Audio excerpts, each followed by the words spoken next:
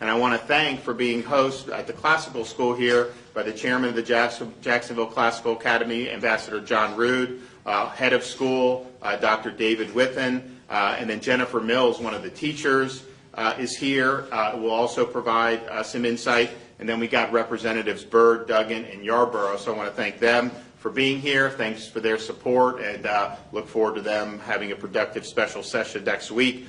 We are going through to prepare the governor's budget recommendations for the next fiscal year. And fortunately, in the state of Florida, we're in a very strong budget position. Our reserves are incredibly healthy, particularly given what people were projecting when COVID first hit. Every month, we tend to bring in significantly more revenue over the revenue estimates, and that's a function and really a reflection of the strength of Florida's economy, and we're proud of what we've been able to do. We are concerned about the news that we see with inflation, with how much it's gone up year over year. We were told 6 months ago that no serious person said we were going to have inflation, and actually we know this inflation's real. I've been saying it for many months, and it does represent a threat to having a vibrant economy. It absolutely impacts every family's budget.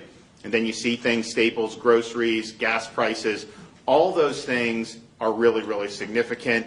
Florida has stepped up. We've said we want to bring ships here, we want to do whatever we can to help with the supply chain, and we'll continue to do that. So our situation is good.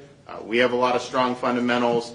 Some of these national headwinds, I hope that they'll take this inflation seriously, do some stuff for relief on gas prices, because it's really, really important to a lot of folks.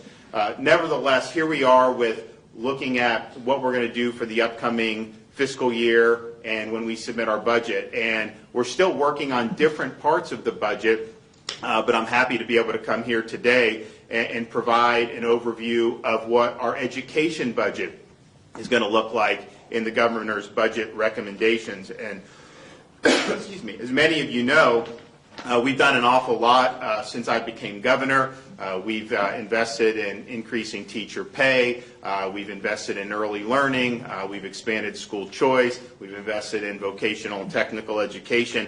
And we really want to be able to keep that momentum going. And fortunately, we're in a situation where we can keep that momentum going. And so our education budget this year is going to have a lot of wins for families, for students, and for teachers.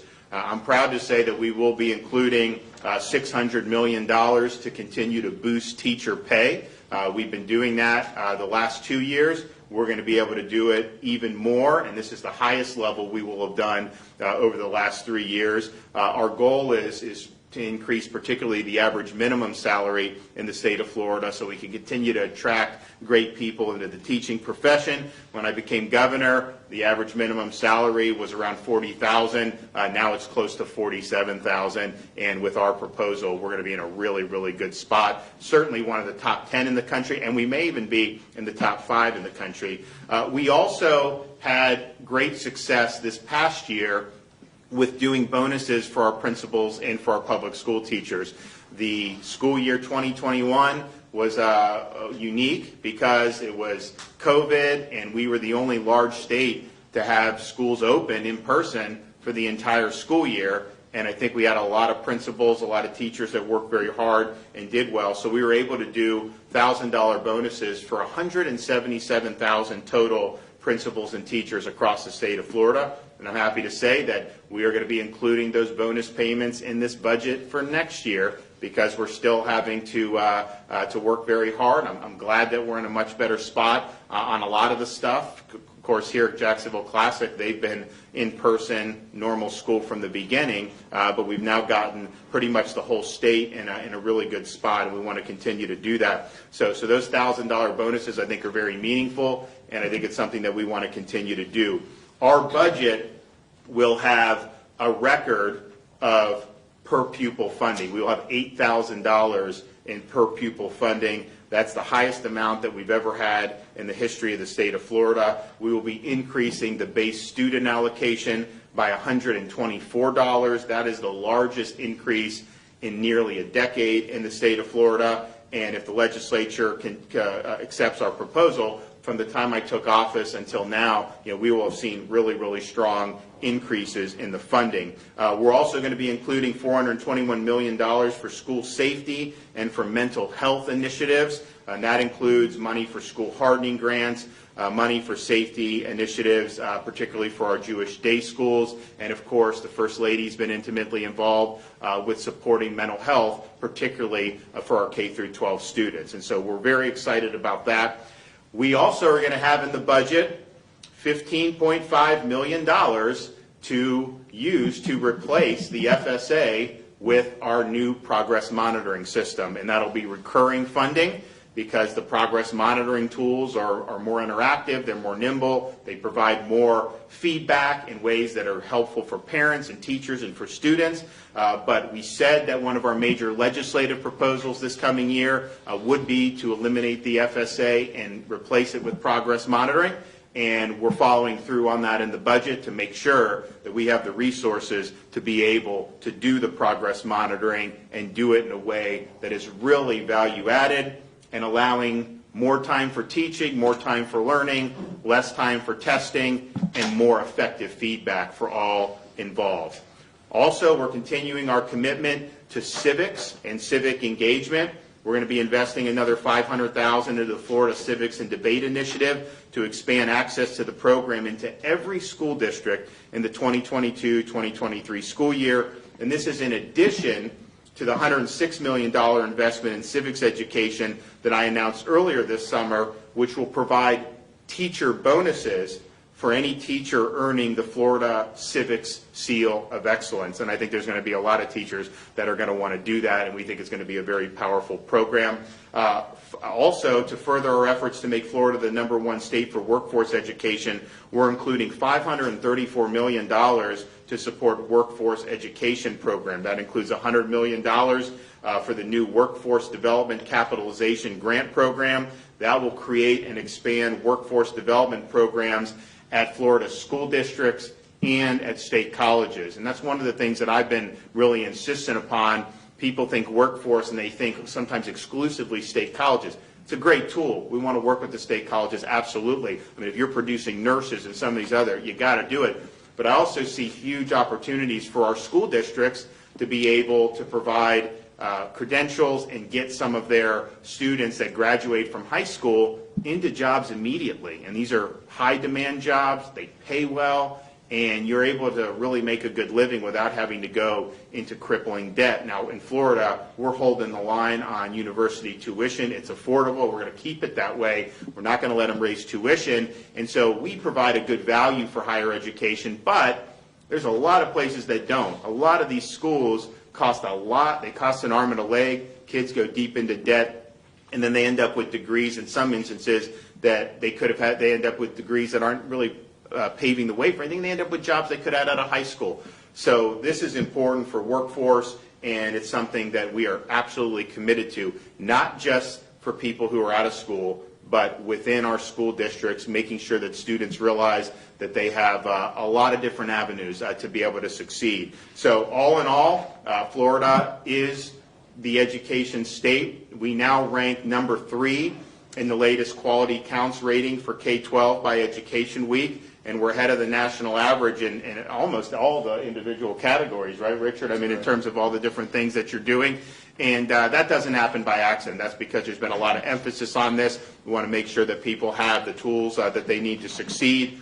We place emphasis where we think it really matters on things like early learning and early literacy. We're going to be having from our last session, we're going to have these books that are going to be sent out at the beginning of the school year. They're going to be utilizing those here at the Classical Academy. So we're really, really proud to place a significant emphasis on education. I think that to continuing to boost teacher pay, do these bonuses, make sure that we have workforce education, civics, all these things, replacing the FSA with progress monitoring. You know, it's a really, really robust agenda, and we're happy that we're able to do that. We're happy that we're going to have $8,000 per pupil. We're happy that we're going to be increasing the BSA, and we're happy that we're going to be able to continue to give Florida students the ability to succeed. So that's a great announcement. We have some other folks that are going to come up and talk about some other stuff regarding education, so I want to bring them up. So we'll start with the chairman of the board here at Jacksonville Classical Academy, John Rood.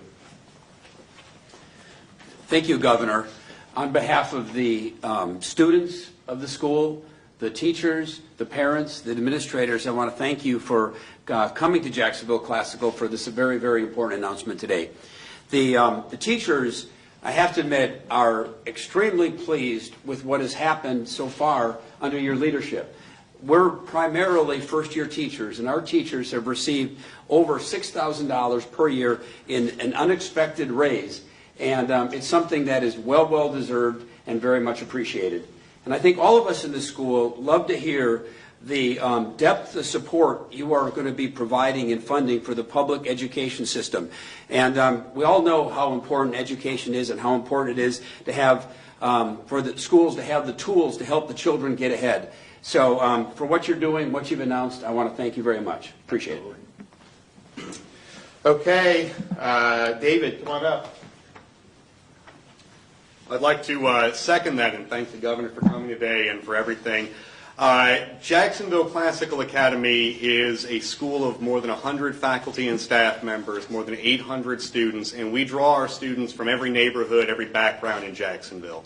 And parents choose our school because we provide a tuition-free public education that aims to train the minds and improve the hearts of young people through a classical education in the liberal arts and sciences, with instruction in the principles of moral character and civic virtue. So when I hear the governor talking about focusing on early childhood literacy and on civics education, I'm very excited about that. And I'm very excited about the support that we've received so far, but the emphasis on getting all students reading on grade level by the time that they're in third grade, and getting the students who didn't get there caught up. The emphasis on developing civic knowledge and knowledge for citizenship. That's the kind of education that the teachers here are providing every single day for all of our students. So we're very excited to have the governor's support in that mission. Thank you. Thanks. Okay, and speaking of literacy, we have Jennifer Mills, who's a teacher here at Jacksonville Classic Academy. Good morning. As a public educator, I'm very excited to hear that we're increasing funding for education. It's so important that every child has access to a high-quality education regardless of their zip code or their personal circumstance. So I'm very glad to hear that we're prioritizing education. All right, Richard Corcoran, Commissioner of Education. Thanks, Governor. First, I just want to say it's been an amazing run. When he asked me to be Education Commissioner, I wasn't sure it was going to be this much activity and this much of an agenda on a constant basis.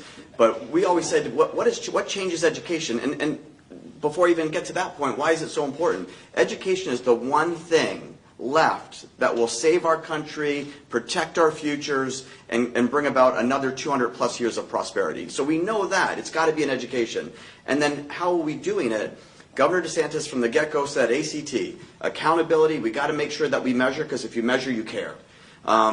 Choice, we've got to give parents choices like we have here at Jacksonville Classical. And the third one is teachers. You got to go out there and you got to get the best and the brightest teachers.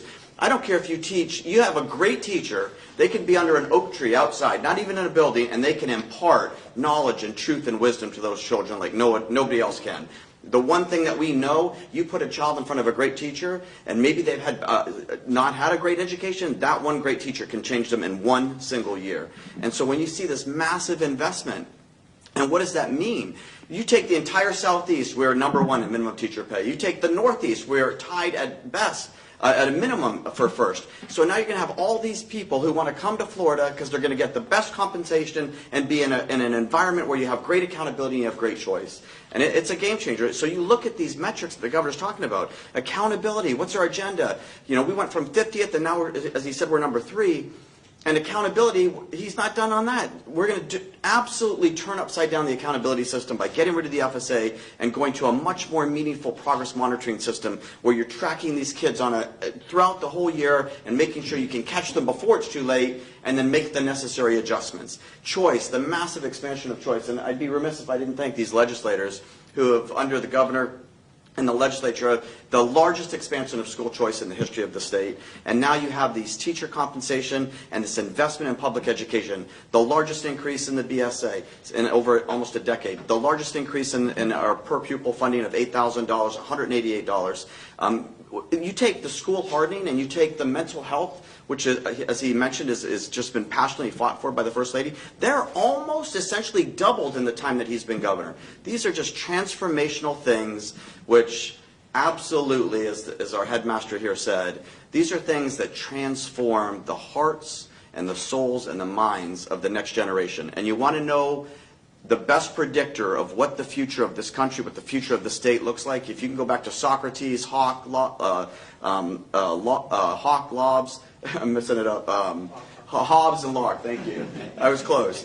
And even Lincoln, they would always say, if you want to know what the future of a country looks like, I can tell you that by showing me how you're educating your kids. Well, in Florida, we're educating them in a beautiful way to transform those hearts, minds, and souls, and the future for Florida looks great. So thank you so much, Governor. So we're excited. I think that, and we'll be unveiling different aspects of the budget over the next couple weeks, and the budget we will have probably within the next few weeks as well.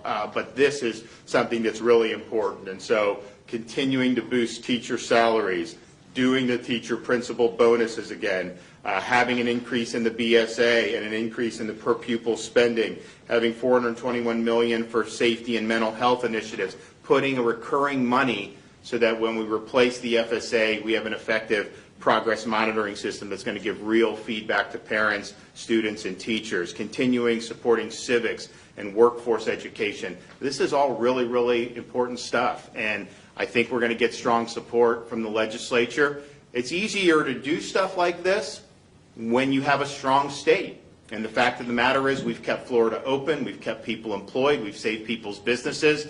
This is the #1 place people want to come to vacation. We've always had good tourism, but if you look in August, we were 11% higher in hotel revenues than we were in August of 2019, pre-COVID. The rest of the country was down 5% over that comparative period. People know that they come to Florida, they're going to be able to enjoy themselves, and so we've been able to keep the engine going, and that provides us with being in a real strong financial position. Still very frugal, still very prudent about what we spend, always respecting taxpayers, but when you have opportunities to really make a difference, we're going to take that. And so I look forward to being able to work with the legislature on these proposals, and I think it could be another banner year for education in the state of Florida. All right, I'll take some questions. Yes, ma'am.